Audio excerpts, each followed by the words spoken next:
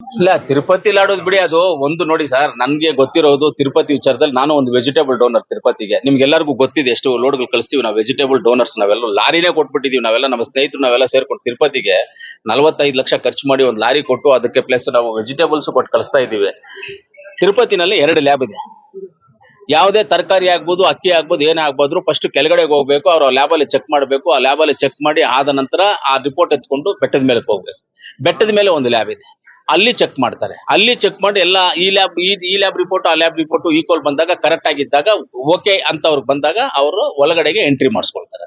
ಇಲ್ಲ ಅಂದ್ರೆ ಎಂಟ್ರಿ ಮಾಡಿಸ್ಕೊಳ್ಳೋದಿಲ್ಲ. ಅದು ಇಲ್ಲಿ ಯಾರೋ ರಾಜಕಾರಣಿಗಳು ಅವರು ಇವ್ರದ್ದು ಯಾರ್ದು ತಪ್ಪಾಗಿರಲ್ಲ. 99% ಆ ತಪ್ಪು ಆಗಿರಲ್ಲ.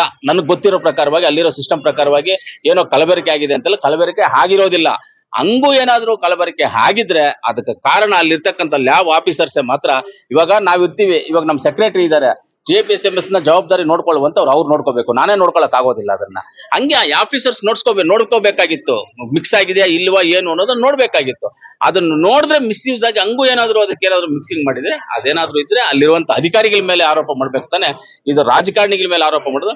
ಇನ್ನೊಂದು ಮುಖ್ಯವಾಗಿ ತಿರುಪತಿ ಲಡ್ಡು ವಿಷಯ ಗೊತ್ತಾಗಿದ್ದು ಏನೋ ಹಿಂಗ್ ಆಗಿದ್ರು ಅಂದ್ರೂ ನಾನು ಮಾನ್ಯ ಆಂಧ್ರ ಪ್ರದೇಶ ಮುಖ್ಯಮಂತ್ರಿಗಳಿಗೂ ಅಷ್ಟೇ ಕೇಳ್ಕೊಳ್ತೀನಿ, ಇದನ್ನ ಪ್ರಚಾರ ಮಾಡಬಾರ್ದಾಗಿತ್ತು.